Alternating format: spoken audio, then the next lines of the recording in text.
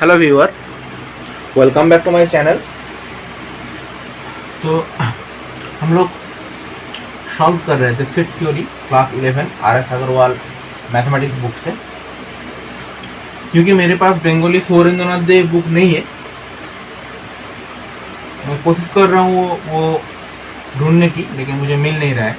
तो हम exercise 1C का सॉल्यूशन करेंगे सेट थ्योरी का। Question number 4 Agarwal class 11 math book से, ठीक है। तो ये भी वेस्ट बंगाल बोर्ड का स्टूडेंट्स के लिए भी काम आएगा और CBSE बोर्ड स्टूडेंट्स के लिए भी काम आएगा। तो बोथ स्टूडेंट्स के लिए ही हम ये वीडियो बना रहे हैं।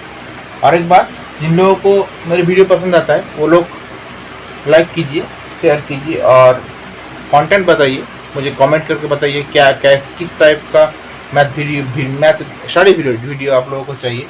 एंड कमेंट बॉक्स में कमेंट कीजिए और मुझे सपोर्ट कीजिए। सपोर्ट की मुझे बहुत ज़रूरत है। और जिन लोगों को अच्छा नहीं लगता है वो लोग स्किप करके निकल जाइए, पर कोई उल्टा पुल्टा कमेंट या दूसरा कुछ मत करिए, ठीक है। फॉर गॉड सेक, रिपोर्ट ये सब मत करिए, जस्ट निकल जाइए, स्किप कर दीजिए। Okay, exercise 1C question number 5 से हम लोग स्टार्ट करेंगे। Question number 5, it is given that express each of the following set as an interval. Interval हम लोग पढ़े हैं। तो question number 1, it is given as a is equals to x such that x belongs to R and -4 strictly less than x strictly less than 0।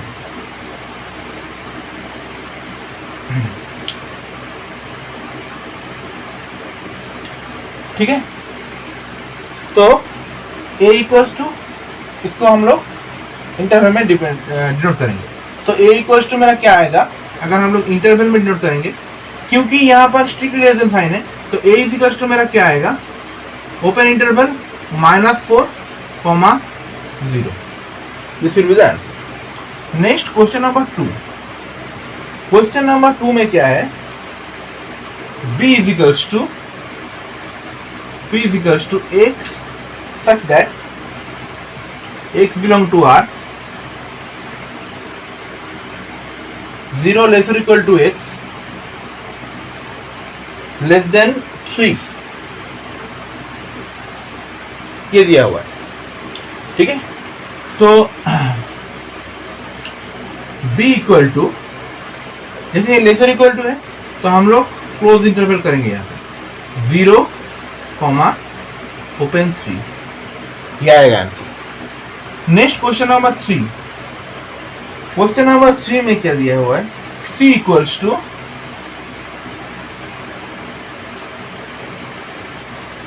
x such that x belong to R, 2 less than x strictly less or equal to 6, ऐसा दिया हुआ है। और एक बात मैं बता देना चाहता हूँ, मेरे इस वीडियो मैं अपनी खुद की प्रैक्टिस के लिए बनाता हूँ। इसके साथ कोई भी इंस्टीट्यूशन का या कोई भी जगह का कोई संबंध नहीं है, ठीक है। मैं ये अपने खुद की प्रैक्टिस के लिए और खुद के ट्यूशन्स के लिए बनाता हूँ। Okay, so next c equals to should be open to close 6। Okay, next question number 4। Question number 4 में क्या दिया है, d equals to x such that x belong to R, -5 less or equal to x, -5 less or equal to x less or equal to 2। तो d equal to क्या आएगा, -5, 2, ये आएगा। Next question number 5, question number 5 set क्या दिया हुआ है question number 5 में? क्वेश्चन नंबर 5 में दिया हुआ है E is equals to x such that x belong to R -3 less or equal to x strictly less than 2, ये दिया हुआ है। तो E सेट क्या होगा? E is equals to -3, -2, this will be the answer. Next question number 6 में आ जाते हैं। Question number 6 what is given in question number 6? Question number 6 में दिया हुआ है f is equals to f equals to x such that x belong to R -2 less or equal to x strictly less than 0। हम खाली set खाली interval लिख रहे हैं। तो ये क्या कैसा इंटरवल होगा? ये ऐसा होगा कुछ दिखने में, -2, 0। तो इजी है। Next question number 6, question number 6 में इसका उल्टा, मतलब ये इंटरवल दिया हुआ है, उसको सेट बिल्डर में लिखना है। तो क्वेश्चन नंबर 6 से क्वेश्चन नंबर 6 में क्या दिया हुआ है? a इज इक्वल्स टू -2, 3, ये दिया हुआ है। तो इसका सेट बिल्डर फॉर्म क्या होगा? This equals to x such that x belong to R and -2 strictly less than x strictly less than 3। Okay, 6 का 1, question number 1। Next question number 6 का क्वेश्चन नंबर 2। 6 का क्वेश्चन नंबर 2 में क्या दिया हुआ है? b इक्वल्स टू, और एक सेट दिया हुआ है b इक्वल्स टू 4, 10, ये दिया हुआ है। तो that's equals to x such that x belongs to R 4 less or equal to x less or equal to 10। ठीक है। नेक्स्ट और एक क्वेश्चन हम लोग करते हैं, वो है क्वेश्चन नंबर 6 का। बाकी क्वेश्चन खुद आप ट्राई कीजिए, नहीं होगा तो कमेंट बॉक्स में बताइए, मैं सॉल्व कर दूंगा। तो f इज इक्वल्स टू 0,5, ये है f is equals to 0,5, this will be closed. तो इसका सेट बिल्डर फॉर्म क्या आएगा? x such that x belong to R 0 strictly less than x less or equal to 5, ये आएगा। ठीक है। तो ये 6 नंबर का क्वेश्चन हम लोग किए। तो क्वेश्चन नंबर 6 का हम लोग सॉल्यूशन किए। अब हम लोग जा रहे हैं क्वेश्चन नंबर 7 में। क्वेश्चन नंबर 7 में एक चीज दिया हुआ है। Question number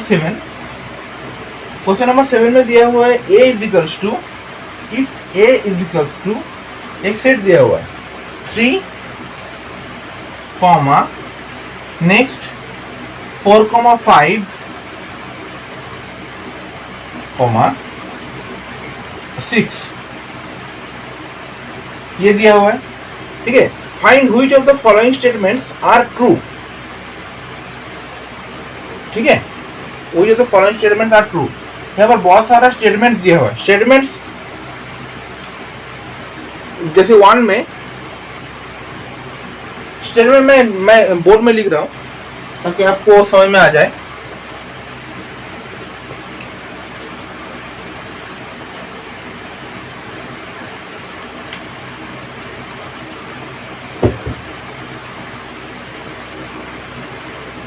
question number 1, 4, 5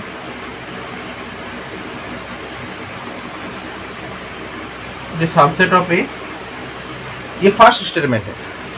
A is equals to ये दिया हुआ है 4,5 ये सबसेट ऑफ ए, ये मुझे एक स्टेटमेंट दिया हुआ है, तो ये ट्रू है या फॉल्स है? तो यहाँ पर 4,5 ये सबसेट ऑफ ए ये दिया हुआ है, तो 4,5 इज सबसेट ऑफ ए। 4,5 एक एलिमेंट है ए का, सबसेट नहीं है, तो ये क्या आ जाएगा? फॉल्स आ जाएगा। नेक्स्ट आ रहा है क्वेश्चन नंबर 2। क्वेश्चन नंबर 2 में क्या दिया हुआ है? क्वेश्चन नंबर 2 में 4,5 सेकेंड स्टेटमेंट बिलोंग टू ए। 4,5 ए में बिलोंग कर रहा है या नहीं कर रहा है? हाँ, ये बिलोंग कर रहा है, तो ये क्या हो जाएगा मेरा? ये ट्रू हो गया। नेक्स्ट थर्ड में आए थे। थर्ड में क्या दिया हुआ है? दिस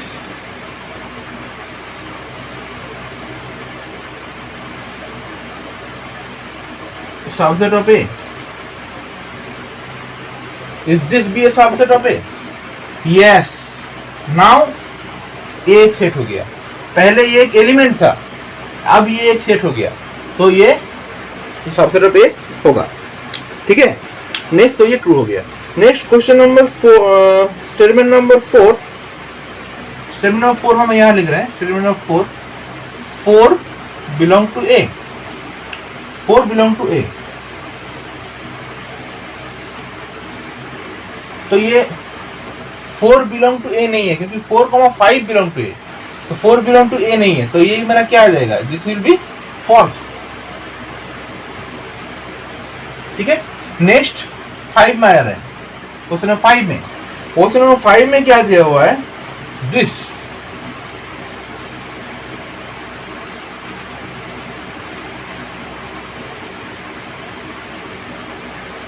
ये 3 क्या एक का एक सबसेट है? हाँ, 3 ये एक का एक सबसेट है, तो ये क्या आ जाएगा? ट्रू आ जाएगा। नेक्स्ट 6 में क्या दिया हुआ है?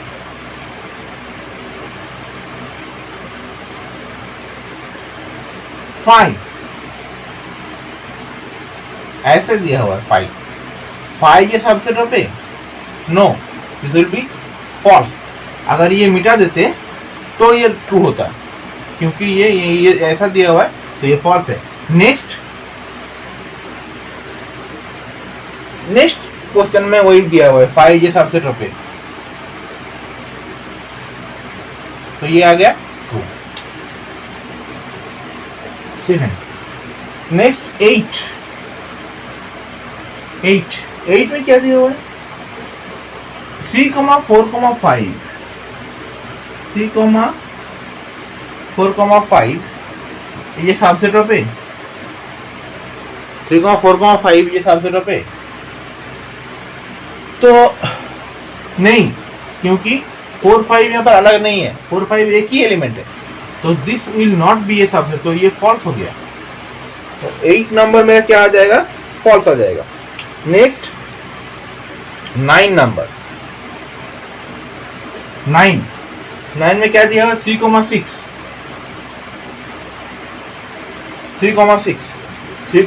भी ये subset of A? Yes, true, 3,6 is a subset of A.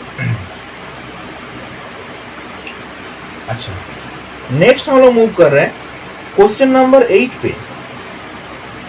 Question number 8 में क्या दिया हुआ है? If A is equals to, A एक सेट दिया हुआ है, ए कमा बी कमा सी। ठीक है, फाइंड पी ए मुझे फाइंड करना है, मतलब पावर सेट। फर्स्ट इसका पावर सेट का फर्स्ट एलिमेंट क्या आएगा? 5 आएगा। उसके बाद क्या आएगा?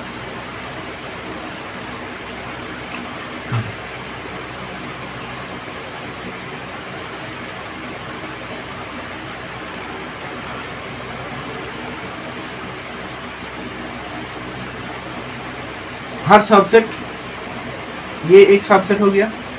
नेक्स्ट बी एक सबसेट हो गया। नेक्स्ट सी एक सबसेट हो गया। Next A B, next B C, next C A subset हो गया, नेक्स्ट और एक सबसेट ए खुद, ठीक है, मतलब ये सेट खुद एक सबसेट, तो ये हो गया पावर सेट। और N of P of A, ये क्या आ जाएगा 2 to the power 3 मीन्स 8, ठीक है, क्योंकि 2 to the power 3 होता है, तो हम लोग पढ़े हैं, प्रूफ भी किए हैं। तो next question number 9, question number 9 में क्या दिया हुआ है देखते हैं। हम लोग आर एस अग्रवाल बुक से सॉल्यूशन कर रहे हैं। तो question number 9, question number 9, question number 9 में क्या दिया हुआ है, if a is equals to 1,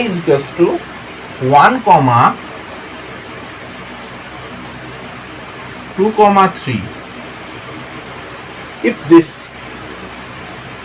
तो P ऑफ A मुझे फाइंड करना है।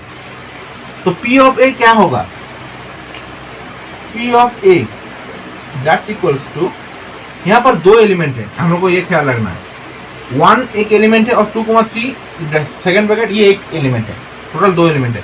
तो P of A is equals to 5, next क्या आएगा 1 आएगा, नेक्स्ट क्या आएगा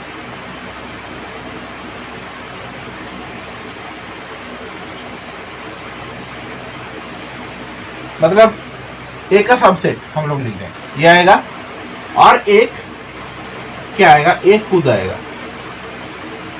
और एन ऑफ पी ऑफ ए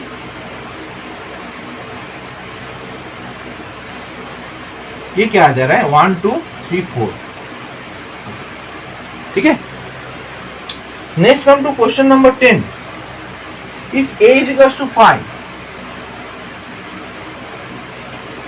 अगर a इक्वल्स टू 5 है, find n of p of a।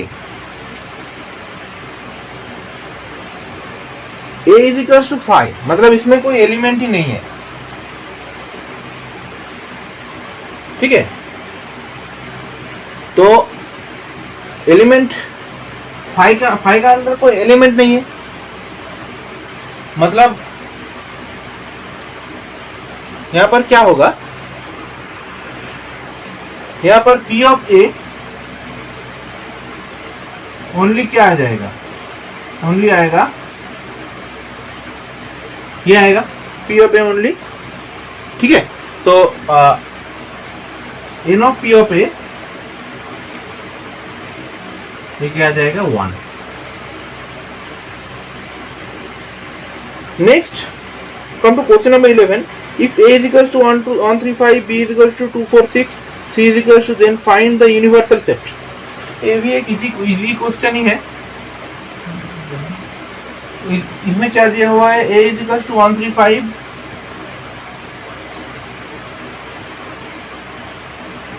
B is equals to 2, 4, 6 और C is equals to, और एक दिया हुआ है 0, 2, 4, 6, 8, 0, 2, 4, 6, 8, ठीक है। तो मुझे यूनिवर्सल सेट U फाइंड करना है, तो U क्या आ जाएगा, 0 सबसे छोटा है, तो 0 से स्टार्ट करेंगे, 0, next 1, next 2, next 3, next 4, next 5, next 6, 7 यहाँ पर नहीं है, तो 7 का कोई गुंजाइश नहीं है, नेक्स्ट नेक्स्ट नेक्स्ट नेक्स्ट 8, ठीक है। तो ये आ जाएगा इसका यूनिवर्सल सेट, ठीक है। Next question number 12,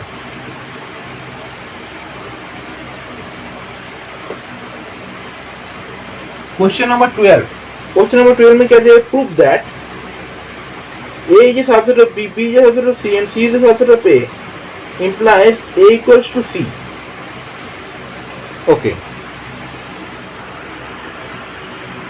The next question number 12, क्या बोला है, prove that if A is a subset of B and B is a subset of C, then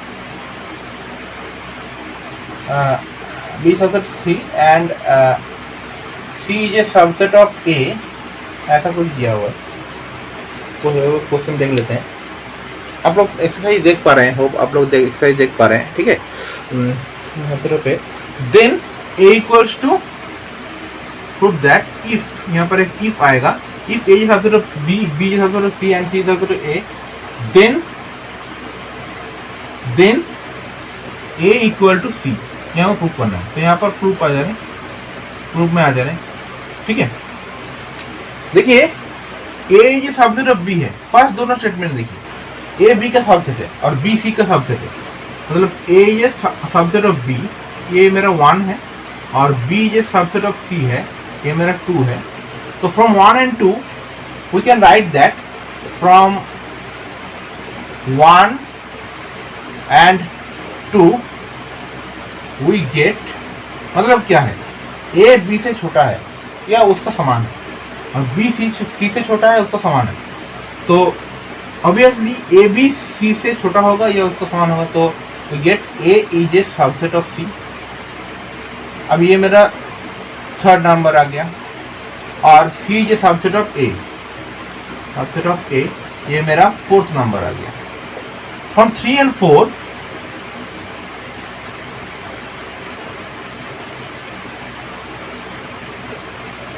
we can write that, हम लोग लिख सकते हैं a इक्वल्स टू सी, ये दोनों इक्वलिटी से, क्योंकि a एक बार a के सबसेट ऑफ c हो रहा है और c के सबसेट ऑफ a हो रहा है, ये तभी पॉसिबल है जब a इक्वल्स टू c होगा, अदरवाइज पॉसिबल नहीं है, ठीक है।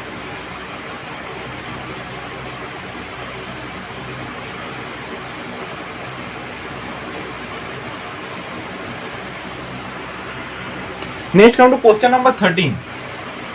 क्वेश्चन नंबर 13 में क्या दिया हुआ है, बोला है for any set A, for any set A prove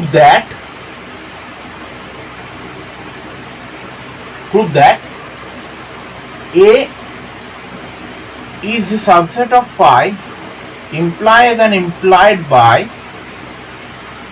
a equals to phi। तो पहले हम ये ले लेते हैं, here comes the proof,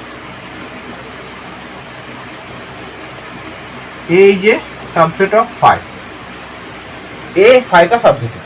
then by the definition of set, by the definition of subset,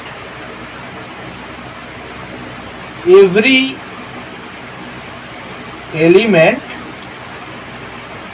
elements of A must be present in phi, ठीक है। ए का हर एक एलिमेंट फाई में प्रेजेंट होगा, बट फाई में तो phi contain no element, but phi contain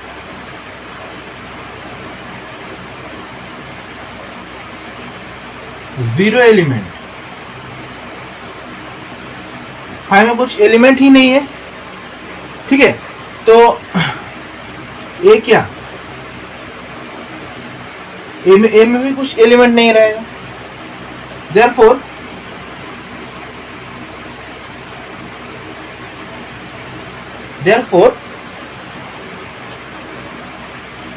A also, phi में कुछ एलिमेंट नहीं है, अब उसका सबसेट हो रहा है, तो ए में भी कुछ एलिमेंट नहीं रहेगा, तो ए ऑल्सो नॉट कॉन्टेन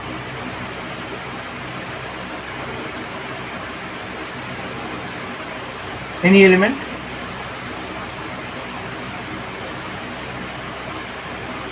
ए में भी कुछ एलिमेंट नहीं रहेगा, तो मतलब दोनों इक्वल हो जाएगा, इसमें कुछ एलिमेंट नहीं है, इसमें कुछ एलिमेंट नहीं है। तो ये दोनों स्टेटमेंट से हम लोग कह सकते हैं ये इंप्लाई कर रहा है यस ए इक्वल्स टू 5। ठीक है।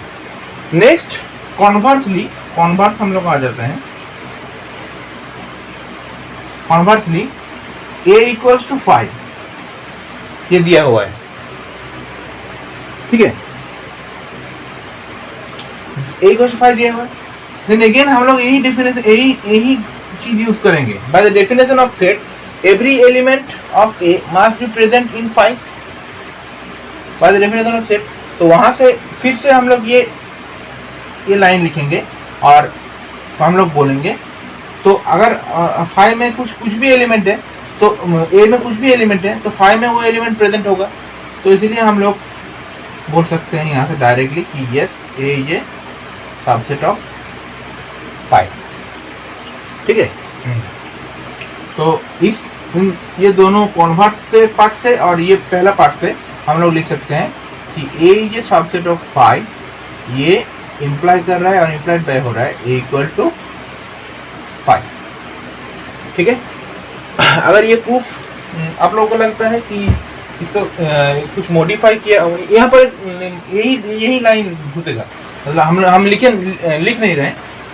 इस लाइन के बाद ये जो लाइन है, ये 4 लाइन हमको लिखना पड़ेगा, उसके बाद ये लाइन, नेक्स्ट दिस लाइन। तो अगर आप लोगों को लगता है कि ये थोड़ा डिफरेंट होगा प्रूफ, तो वो आप मेरे कमेंट बॉक्स में बताइए। अगर ये प्रूफ राइट है देन इट्स ओके। और अभी तक इतना ही। मुझे सपोर्ट कीजिए, लाइक कीजिए, शेयर कीजिए और सब्सक्राइब कीजिए मेरे चैनल। जो लोग मुझे पसंद करते हैं, और जो लोग पसंद नहीं करते हैं वो लोग स्किप करके निकल जाइए, यही बेहतर है। तो अभी तक इतना ही। Thanks for watching.